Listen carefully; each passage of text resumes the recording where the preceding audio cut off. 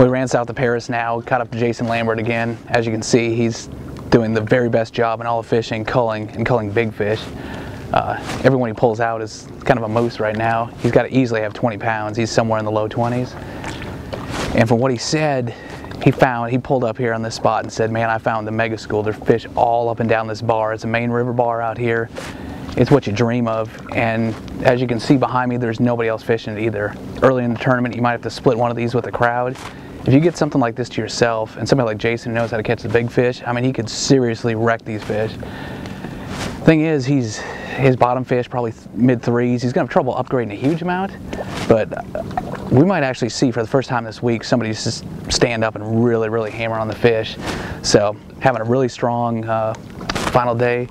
It's still middle of the day. He's got several hours left, so anybody's game still, but Jason's really making a hard press right here.